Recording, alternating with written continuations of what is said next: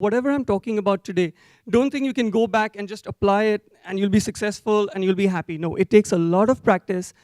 You do things, you go back, life hits you. But the important thing is you stay there and you come back. Just as I keep telling the yogis on the mats, you keep practicing a pose and you don't get a balance, it doesn't mean you give up. The next day, you just come back with an open mind and try again. Okay, so how did this come about? One is when I started practicing yoga, I felt, no one told me this, that I'm supposed to feel it, but I felt a lot more happier, I felt a lot more energetic, and I felt a lot more at peace with the world. I think the word is harmony and abundance. And I always wondered why. And of course, there were this whole text, the Patanjali's Yoga Sutra that was there, and was good. And then just last year, a friend of mine from college, who's now a professor, has written a book. And the book's title is, If You're So Smart, Why Aren't You Happy? Okay? If you're so smart, why aren't you happy? And I was amazed because this book talks of the 7 sins that all of us smart people, and I know this group is really smart, the 7 sins that we commit on ourselves and we become unhappy. And then this friend of mine goes on to give scientific evidence of what we can do to make ourselves happy. And if there's one message I want to give all of you today, so that you can be on your own with this whole thing, is what the scientists found using experiments is exactly the same thing that the Yoga Sutras of Patanjali have been telling us for the last, 3,000, 4,000 years. We don't know how long ago in history it was. So scientists are only now finding scientific evidence of all the stuff that Patanjali has been telling us for so long. Probably the scientists use big words, but equally Patanjali has been using a lot of, very difficult to understand language. It's in Sanskrit, and translation into English is never easy. But that's the core message, that what scientists are finding today about the modern basis for happiness is exactly the same as what Patanjali has been saying for a long time. So let's start off by this one little question. If there were a genie, and that genie were to grant you one wish, what would that wish be? What would you ask for? Peace. All right. Okay, within oneself. What else? Happiness. Okay. So right now it's fine because we are talking about happiness and this, we are in focus. But usually when people are asked this question out of context, the general answers you get are money, position, $100 million there. Yeah, that would certainly work for me. $100 million there. So position or some such thing. So what is it at work here? Why do we, if we know fundamentally, and scientists have found this, that you give them what are your priorities in life, people will always answer happiness. But when you ask that, there's a genie willing to give you whatever you want, they won't ask for happiness. They'll start asking for money. They'll start asking for, I want to be the CEO, or, I want to get married to Marilyn Monroe, if that's possible, whatever. So, is this mic still working? Yep. So this is the first sin that we commit when on a path to happiness, is we devalue happiness. Why do we devalue our own happiness? When we can ask for happiness, why don't we just ask for it straight? Probably, and scientists have found this, okay? So everything I talk about, this is the way it's gonna go. I'm gonna give you the sin, I'm gonna give you the habit that you can do, and I'm gonna give you what yoga says about happiness. So why do we devalue this happiness? It's because most of the time we don't even know what makes us really happy. We really don't know. And we really need to take the time to sit and figure out for ourselves what makes us really happy. How many of us actually do this?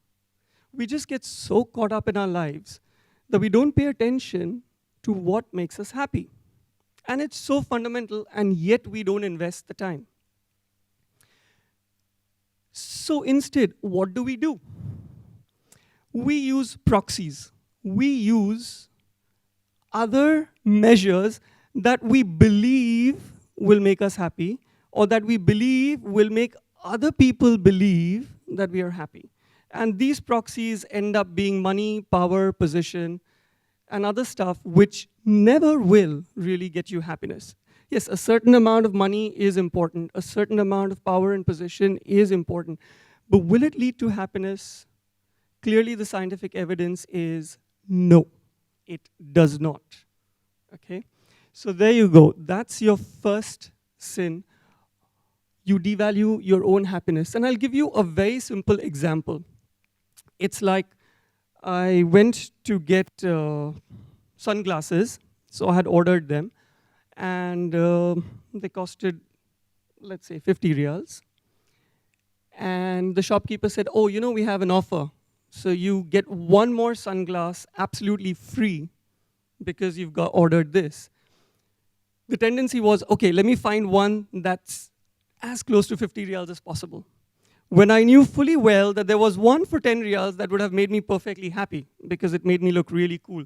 But I kept ignoring that for a very long time until I realized, hey, what am I doing? Anyway, it's free. Why am I trying to get value for myself? And in getting this value for myself, what I'm sacrificing is my happiness. And I don't even realize it because I think that value will get me happiness. It's not in the value, it's in what I relate to with the sunglass. It's as simple as that.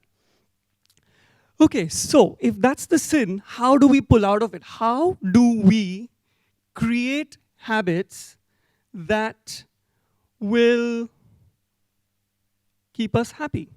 Scientists, again, have found that the secret is you should prioritize happiness, but don't chase it. So it's not like, I want happiness now. But you do everything that you can to prioritize. So it's in the sunglasses example, I should just take a step back and say, hey, which one's gonna make me happy, regardless of the price? The minute I prioritize my happiness, I walk out of the shop feeling so much better about myself. It's a bit like going to sleep. If you really want to sleep, all you need to do is prioritize your sleep. You've got to make sure that you have your dinner well before. You make sure you switch off all your TV screens and iPads. You make sure you drink your hot milk and honey. You make sure you don't fight with your wife. And you kind of listen to soothing music. But that's all you can do. You can prioritize your sleep. The minute you lie in bed and you keep thinking, am I asleep now? Am I asleep now? Am I asleep now? I need sleep. I need sleep. Believe me, you're not going to fall asleep. Right? So you prioritize happiness, but don't pursue it. And it's a fine balance. And we'll keep coming to this theme of a fine balance. And as you know, yoga asanas have balance as the most interesting poses. Because balance involves strength, it involves flexibility, it involves a certain equanimity of mind that you need to get. All these qualities you need to start getting back into your practice for happiness, which is you prioritize but don't pursue. What are the Yoga Sutras saying about happiness?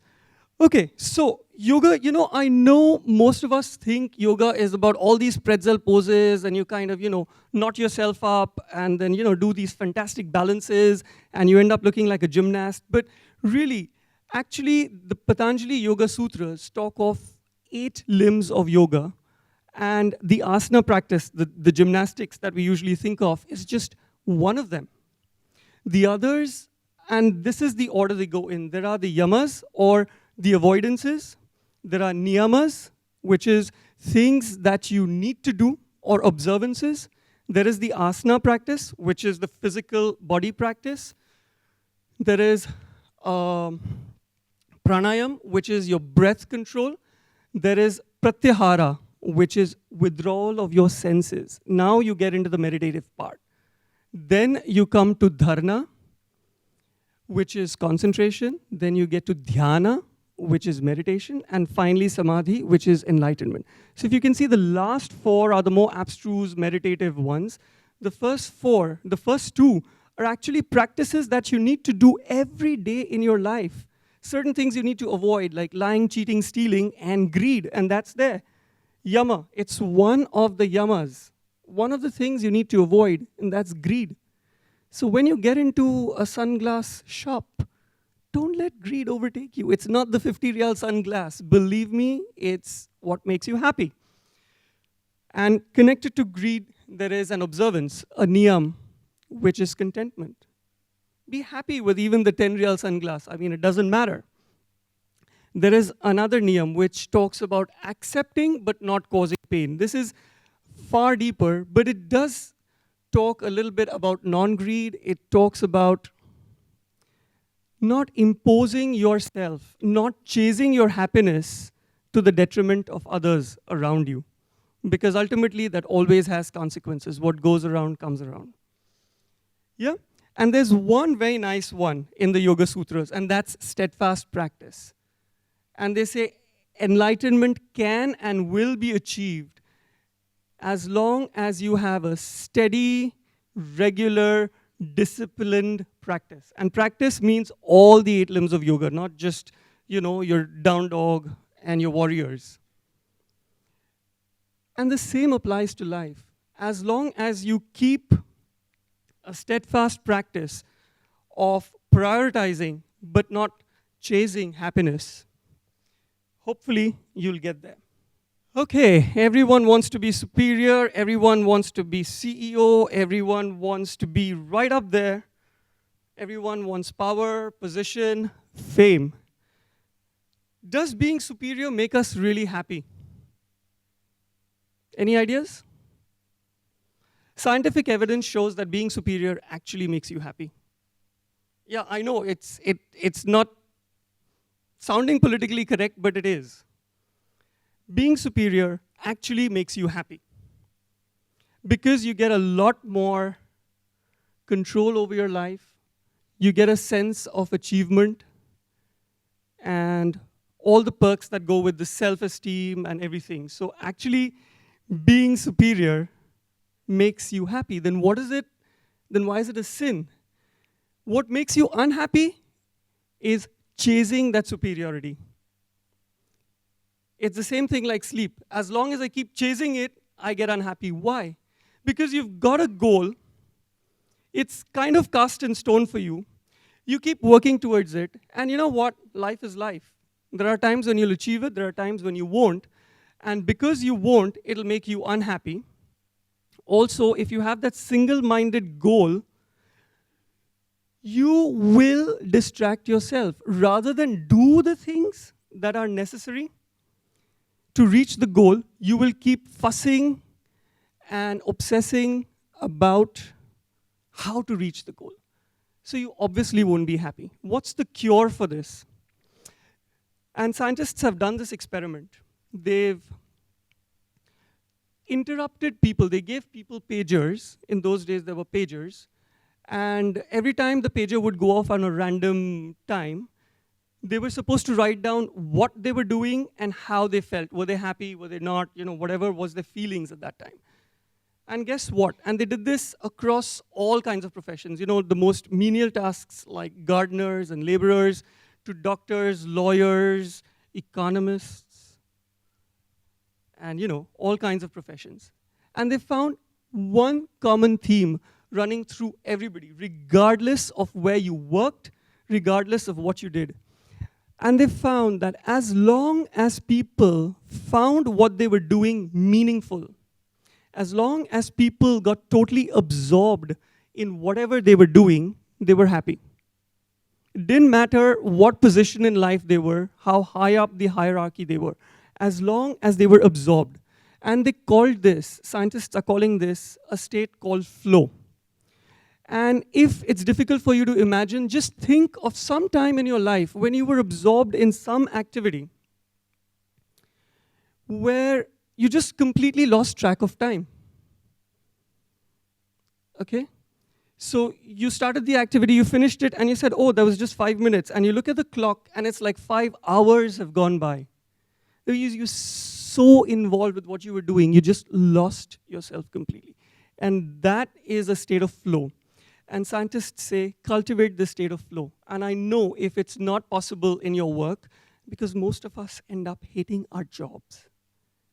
Try and do it somewhere else. If you can do it on your job, nothing like it. So, for example, my wife has this state of flow where she loves shouting at me. So she does it for 1 hour. And, that's her state of flow. It's fine. So find your state of flow. Notice some... Okay, I know you all are huge fans, but... I know, I think I should stop speaking. Okay, but the point is, think of some musicians, really talented musicians. When they get into their piece of music, that the boundary between the musician and his or her instrument dissolves. Space and time go away. Think of a tennis player, totally focused on the next shot. Nothing else matters. How am I going to return the next ball? That's all that they're thinking of at that point of time. I think the more we cultivate this sense of flow, the happier we end up becoming.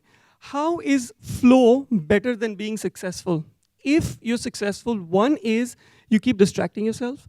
Two, if you're successful, you're likely gonna generate envy from others around you. While if you're in flow, what happens is other people get inspired by you. They say, oh wow, look at that person, just getting into it. So you inspire other people to get into flow like yourself. Second, flow is not a zero-sum game. So when you are successful in your career, it's usually at the expense of someone else. With flow, it's not zero-sum. I can be great at tennis and you can be great at piano. And we can, encourage each other. So the general level of happiness in the economy increases. And what's the yoga take on this? Very early on, yoga discovered this word, egoism. And it defines, egoism is the identification of the Purusha. The Purusha is the person, what you identify yourself as, with the instrument of seeing, which is your body. So Purusha is, loosely speaking, your soul. The instrument of seeing is your body. And by seeing, it's not just seeing, it's hearing, whatever other sense perceptions. You take this example a little further, the instrument of seeing could also be what others see you as. So I'm successful only if someone else validates that I am successful. So the minute the Purusha or your soul starts getting corrupted by this thing of I'm successful only if others think of me as being successful, or only if I have a certain car or a certain bank balance, you end up being egoistical. And that is the definition given to us many, many, many, many years ago. And what is the sutra saying about how to fight this egoism? Very simple. Uninterrupted discriminative discernment is the method for its removal. It's meaning either ignorance or egoism. Uninterrupted kind of sounds like flow, right? You just get into an activity and you just lose yourself into it. Discriminative, you're in that activity for a reason. You want to improve yourself. You want to do better for yourself. Not compared to another benchmark, but just for your own happiness. Uninterrupted, discriminative discernment. So when you're doing something, you're discerning, should I play the note high, low, whatever. So I know the Yoga Sutras didn't use the word flow, but there it is. Scientists are saying you need flow and not chasing superiority as your formula for success. And the Yoga Sutras have told us this so long ago. Why weren't we listening? Okay, desperation for love.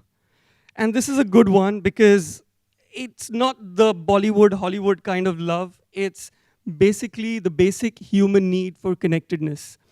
Scientists have found that there's a huge correlation between how connected we are to society and friends and other people and how happy we are. So the more we insulate ourselves, the less happy we are, the lesser our lifespans, the worse our health condition.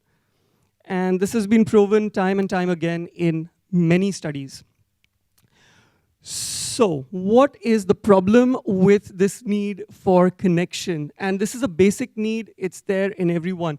Depending on how you were brought up, you would either have a very balanced sense of attachment in relations, or you'll go to one of two extremes. Either you'll be completely needy, oh, please include me in your group, I want to do this with you.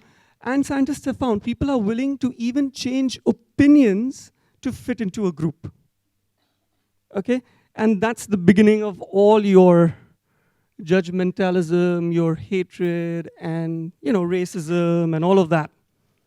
Or the other extreme is, I am a rock. I don't need anybody, and I can function perfectly well on my own. But deep down, you know it's not true. Now, why do the needy people become unhappy? Is because they're so needy, people say, ew, stay away, please. And they go into another spiral because they don't find the connection and they become even more needier and they never get happy.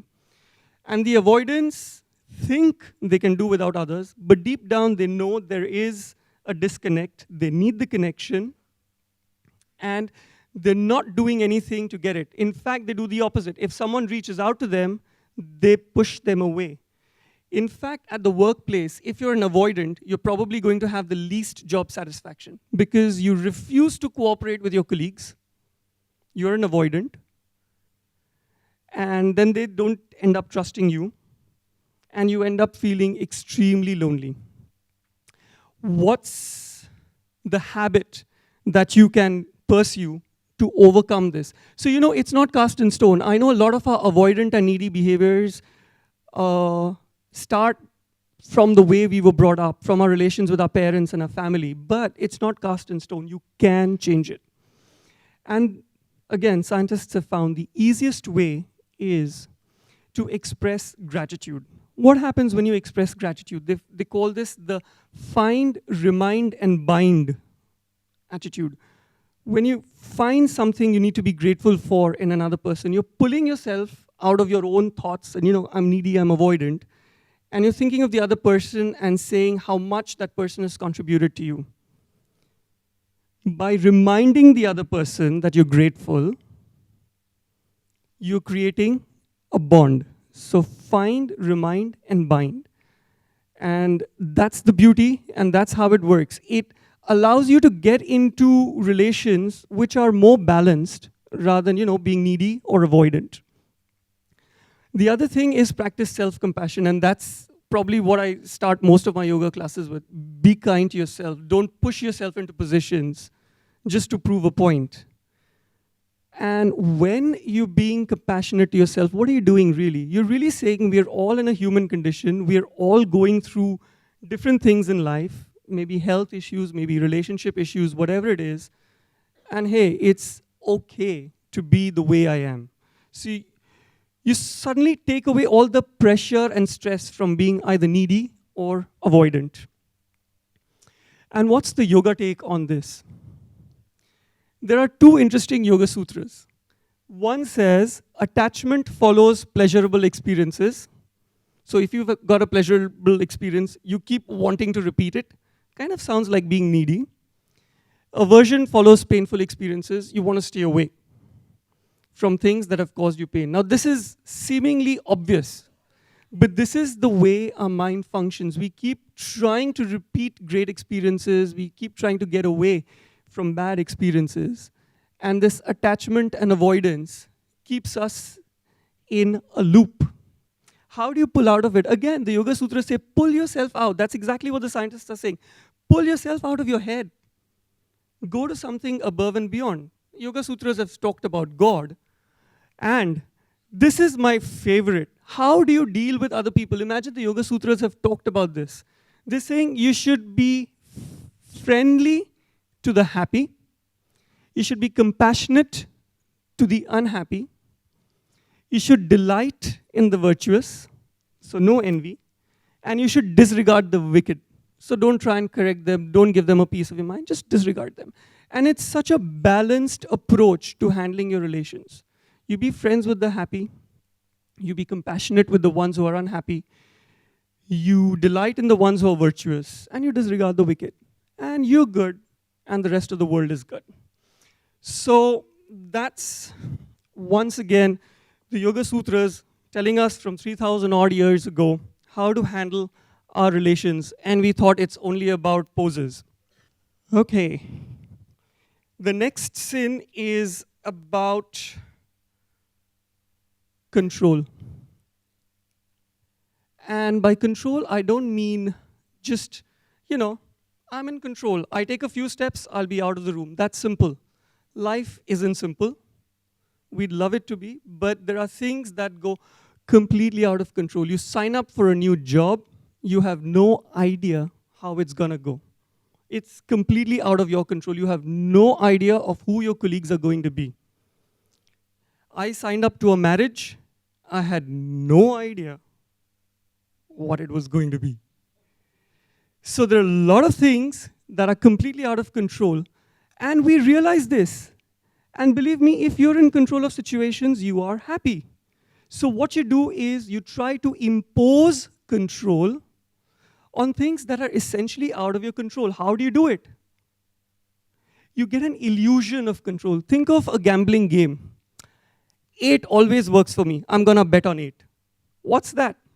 It's a gamble, it's a probability, but you're trying to wrest control for something that's essentially out of your control. You get into rituals, you get into obsessions. Why? It's basically to take back control from something in the external world which refuses to behave in a way that you would like it to. How do you overcome this? So what's the habit you can encourage within yourself to gain control? If you can't gain external control, that's an impossibility. You gain internal control. So what you end up doing is you take control of your thoughts and emotions. Now this is again where the scientists come in and are very useful. Scientists have found 2 interesting things. Your thoughts control your feelings. They found the link. Usually what we end up doing is we allow our feelings to take control of our thoughts. So, I hate this person, and I'm gonna do this, and I'm gonna do that, and just takes us to another place. Remember the earlier slide?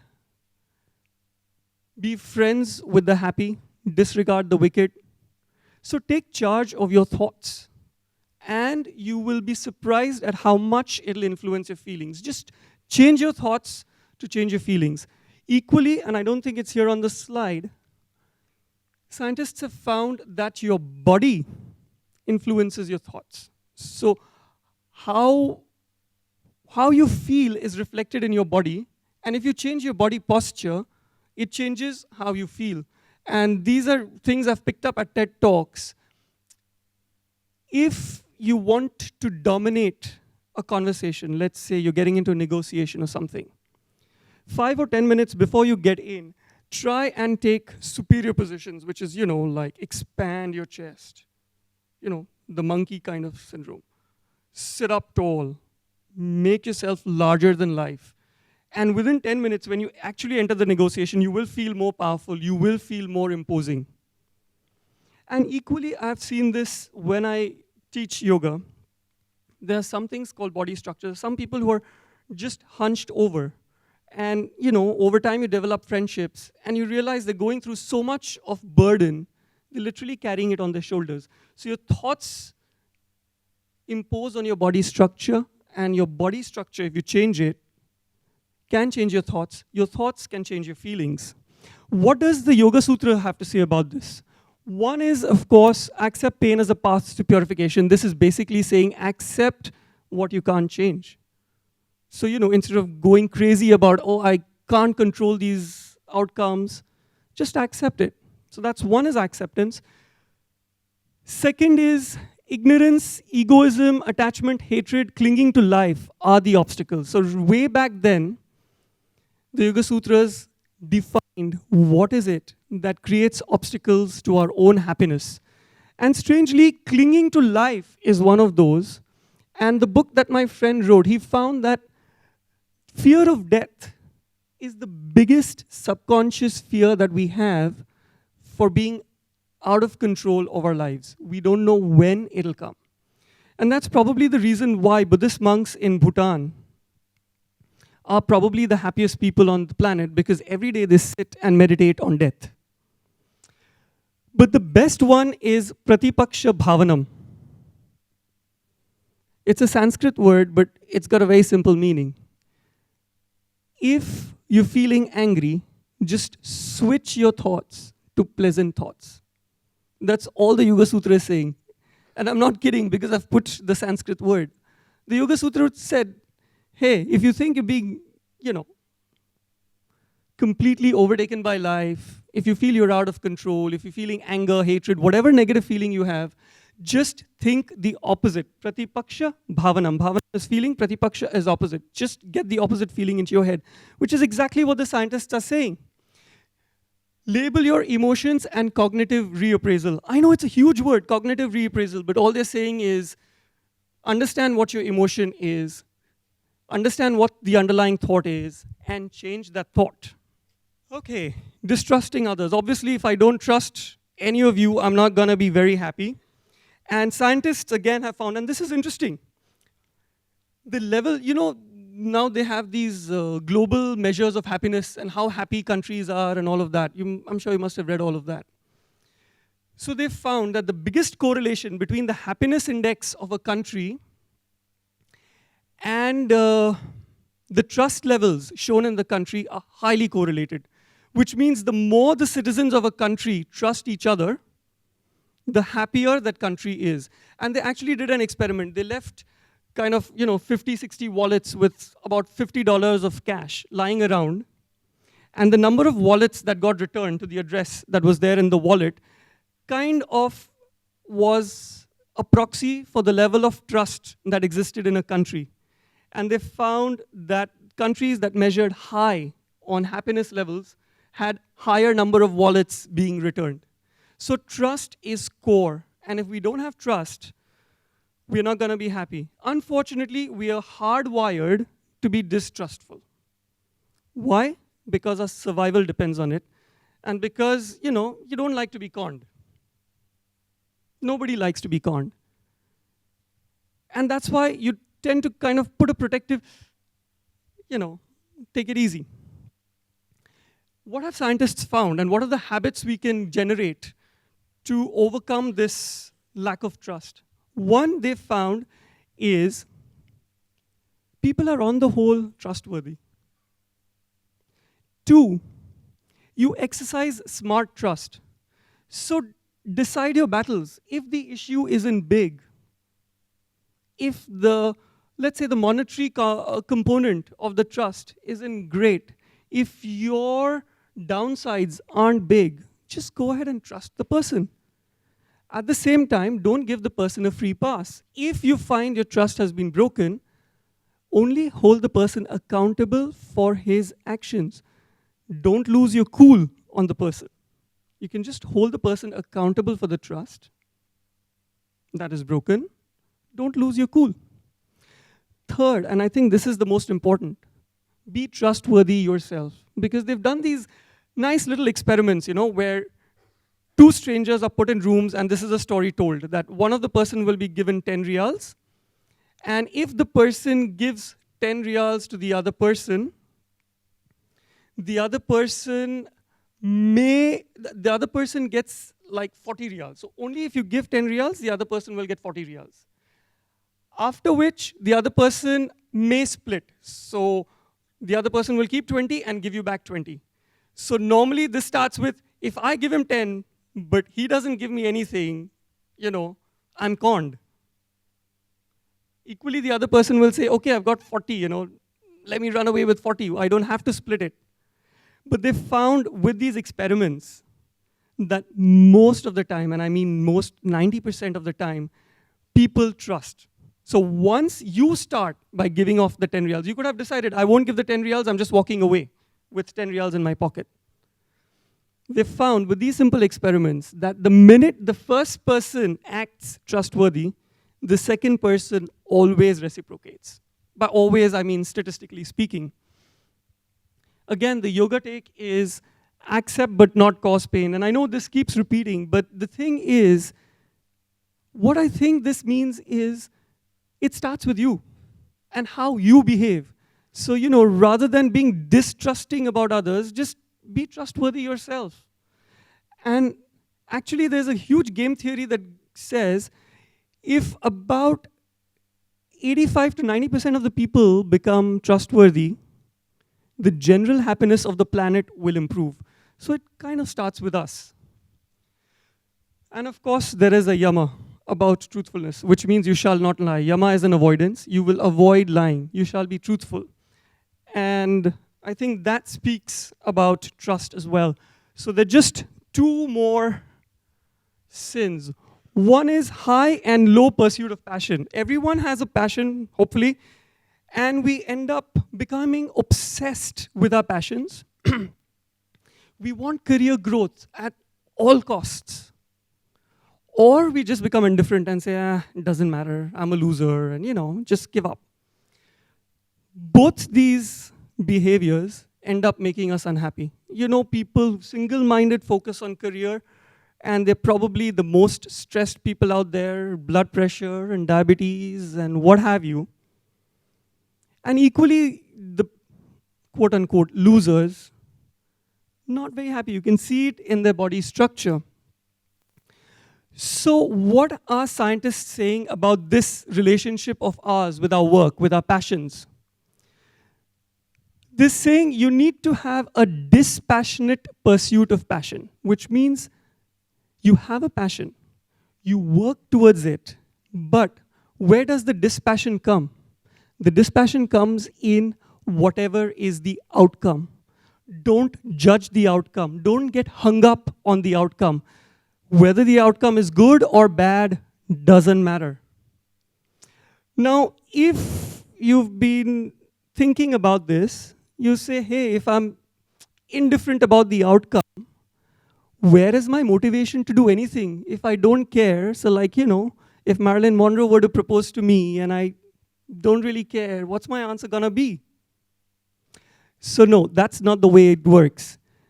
The way it works is you have a pre-occurrence preference. I know it's crazy big words, but before you start your journey, you have a preference. Say, yes, I want to get married to her, or nah, not this one. Okay? So you have a pre-occurrence preference. That's what motivates you. Where you disconnect is your post-occurrence, non-judgmentalism. So after you've set out on your journey, whatever it is you've achieved, you've achieved.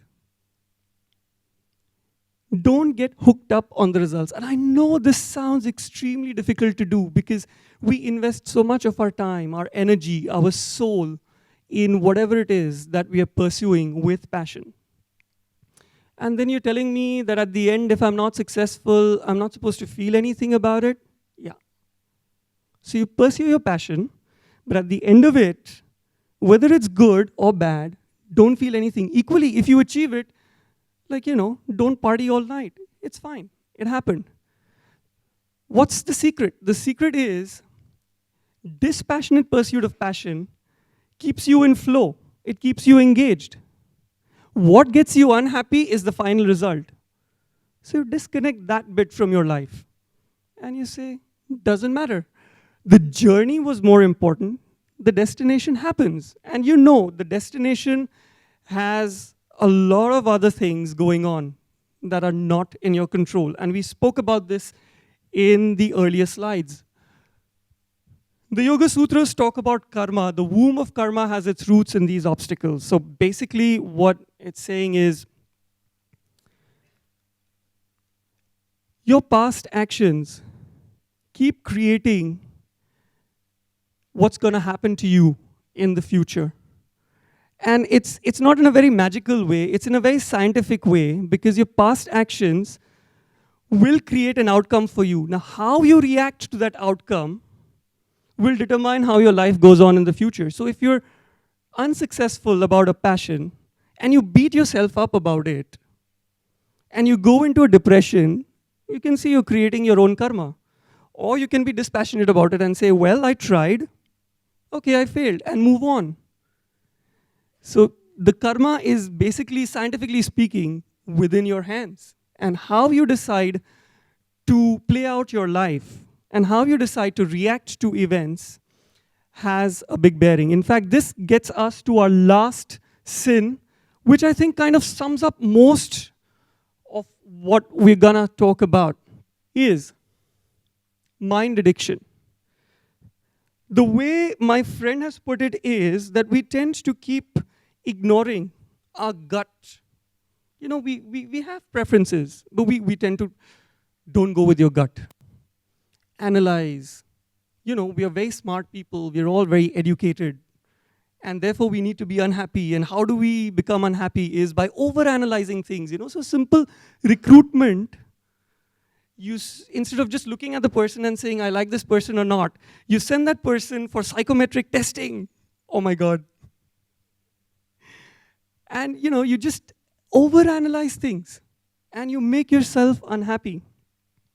What's the way out? Scientists have found very simply, there are certain situations where you just go with your gut, and there are certain situations that actually need analytical thinking. So if you were to go to the moon, you probably need a bit of analytical thinking. But if you've got to decide whether you want to pick up between a donut and a banana, just go with your gut. Your body usually knows what it needs. So, you know, don't overthink this. So what happens is, this is just the beginning, and then everything else that I spoke about in the first 6 slides gets in. And we just get into our minds, and it just goes to a different level altogether. Oh my God, if I do this, this will happen, and so will think this. And you know, what will happen to me tomorrow, and what will happen to me after 1 year, where will I be? And it goes on, and we keep obsessing about the past. We keep worrying about the future. It's all up here. And what are the scientists saying? This talking about a technique called fly in the wall. So you've already heard of this thing of a fly on the wall. Okay? So imagine any great moment of history. And imagine you were a fly on the wall when a certain peace treaty was being signed. As a fly on the wall, you had no power to influence what was going on in the room. So you were interested in what's going on, but at the same time disinterested in the sense that you couldn't influence what was going on. All you had the power to do was sit on the wall and look and observe what was going on in the room. That's it. So scientists are saying, be the fly, but in the wall of your skull. So get into your thoughts. Sit there like a fly and just observe your thoughts. That's it. And if that sounds like meditation or the beginnings of meditation, it is. And scientists are telling us this, that all you need to do to get out of all this hyper-mental activity is sit down by yourselves in a quiet corner and without judgment, because you're a fly, and without actually, I shouldn't think this and I shouldn't think that, and no, it's wrong to think this, and you know, this is politically correct to think, and so I will think it. Forget all that. You're just watching yourself think, but you're just cutting yourself a lot of slack because you're not judging yourself. You're not judging what you're thinking. And they found that just this simple act itself pulls you completely out of all your mindfulness. It allows your mind to settle down.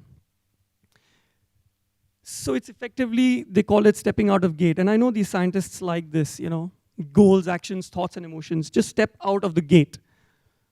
And they found certain paradoxes about mindfulness. One is that, you're distant yet intimate. How are you distant from your thoughts and yet intimate?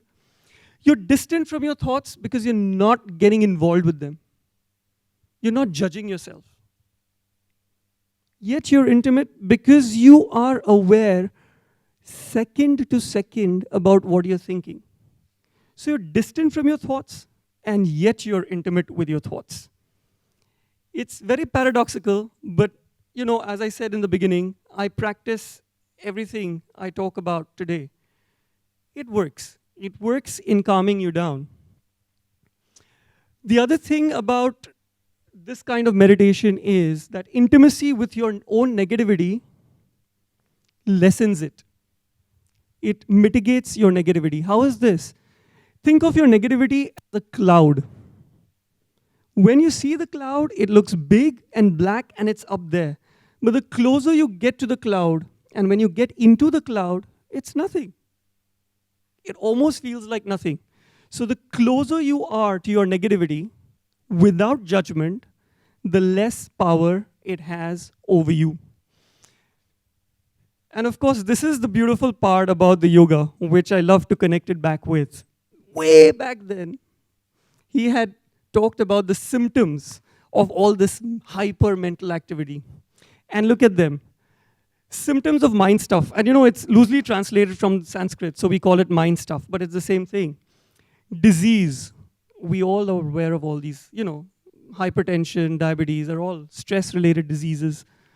Dullness, doubt, carelessness, false perception, failure to reach firm ground, slipping from ground gained, distress, despair, trembling, and disturbed breathing. So way back then, we've been warned, hey, if you stay up here, you're gonna suffer from all of this. It's your choice. Now, you want to stay up here or you want to get out? And if you want to get out, there is a way. And what is the way? Concentration on one subject is the key. And I've not listed all the other Yoga Sutras, but there are many, many, many, many ways of meditating. You can meditate on one thing. You can meditate on your thoughts. You can meditate on a picture. You can meditate to a sound. You can do whatever you want, but focus and train your mental energies on one thing. And finally, of course, the Yoga Sutra says obstacles can be destroyed by meditation. So whatever are the things going on here can be destroyed by meditation. And that, my friends, brings me to the end of the 7 sins that keep us unhappy, the 7 habits that we can cultivate to become happy, and the connection with the Yoga Sutras. In conclusion, I just want to say this one last thing, is yoga, I don't know whether you can call it a science, an art, body of knowledge, whatever it is, has been available to us for a very long time. For some reason, we've ignored it, and it's only now coming back. And thanks to the fantastic question earlier on about yoga and weight loss, I hope I've now convinced you it's not about weight loss. Though in the modern context, people feel pressured to market yoga as a weight loss tool. It's a huge amount of other stuff going on. It's about mental well-being. It's about just being happy with yourself. It's about finding your soul. It's about spirituality. It's about being healthy in your physical body, and that's important. And it effectively ends up being a way of life. So I hope this has been useful to you. I'll open out the floor to questions if you wish. And I would like to close by first giving my thanks to all of you for being such a wonderful audience. Thank you for not throwing rotten tomatoes at me. I want to thank the Indian Embassy and the ambassador and the whole team working at the embassy for, organizing these events. there are events almost every week on yoga. Some teachers come in and teach asanas, some teachers come in and teach breathing. I thought I'll do a little different take because, this is very important to me. It's changed my life, and I hope it changes your life for the better. One big thanks to my good friend, Dr. Raj Raghunathan, whose book kind of really got me that aha moment. So when I read his book, I said, wow, this is what the scientists are talking about, and this is exactly what the Yoga Sutras have told us all along. We weren't paying attention. And of course, these are my contact details. If you want to keep the conversation going, if you've got doubts, questions, clarifications even later, or you want to give me a counterpoint, or you want to enhance what I've talked to you about and give me a different perspective, I'll very much welcome it. I also want to take this opportunity to thank two of my favorite yoga teachers, Connie and Mark Sim, who've taken the time to come here. Really, really touched by both of you being here. Thank you. And thank you again. And any questions, I'm open. Do we have a single definition for happiness? I don't think so right now. Happiness can be defined relatively, it's a relative term. Yeah, happiness can be defined in many different ways, and scientists have done this. But two of the most favorite and probably the more time-tested ones are harmony and abundance. So when you feel you are in a state of harmony with your surroundings, tend to be happy. When you feel you are living in abundance, where you don't need or pine for more, and where you can give freely, is considered abundance, is considered happiness. And abundance, believe me, is not just material. And it's not about a certain level of bank balance. It's just feeling you have the ability and you have the blessings to carry on with life with a positive attitude and possibly infect others with the positivity. Yeah. But you mentioned about maintaining the flow or kind of getting in line with the flow. What happens in a situation where there is sudden disruption of a flow? I mean, yoga tends to be a longer term perspective. In the near term, how do you address these kind of issues where there is sudden disruption, say an accident or a sudden change in your environment? Yeah, great question. Again, I'm thinking on my feet. I think go back to the Yoga Sutras. The first is acceptance.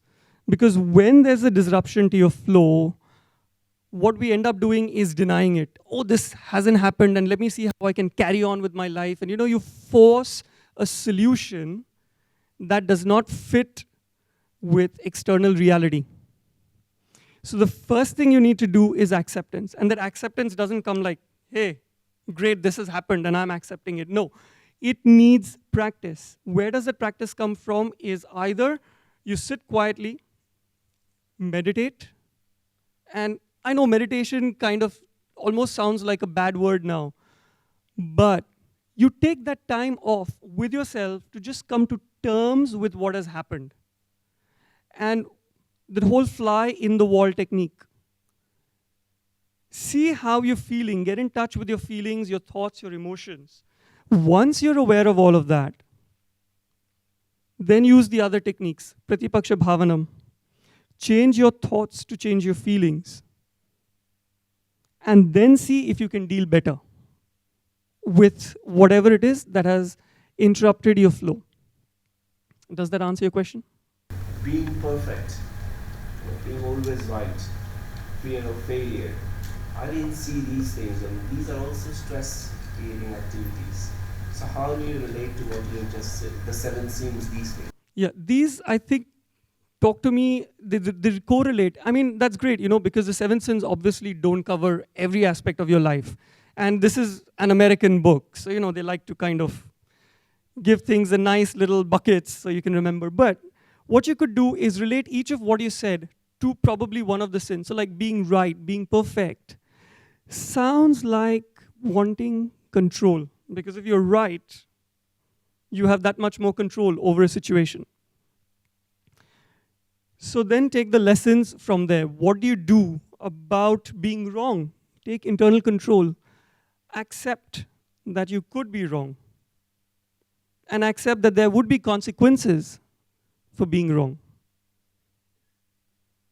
And work with that. And I know this is a huge thing because this is one thing that when I was doing teacher training, the yoga teacher there picked up on me and she said, Mohammed, you're obsessed with perfection. And it's okay to back out. And in fact, there's a Yoga Sutra about that. I mean, it's not a Yoga Sutra, but it's about your posture being comfortable. Sukham sthiram asanam. And what I was doing is pushing myself into postures just to prove a point. And she's saying it's not about proving a point. And that is one example where you use your physical practice to inform what's going on with your emotions. And that's why I feel the asana practice is so important. And suddenly it clicked, and it needed that teacher to show me that I was just getting obsessed with perfection. And she's saying, look, the whole idea of an asana is you should be steady and comfortable. Forget your perfection. Back off, like in a down dog. Yeah, you need to get your heels down to the floor, but if you can't, you can't.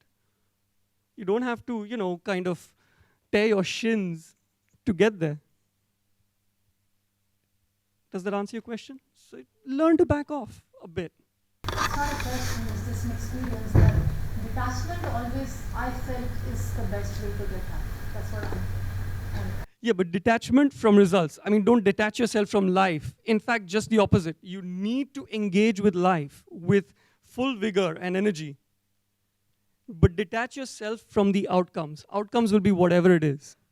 But you need to engage, because if you don't engage, you've lost your motivation to live. So I don't want to create suicidals here. Cool. So I think with that, we'll close. Thank you once again for being here. And I hope this was useful to you. Thank you.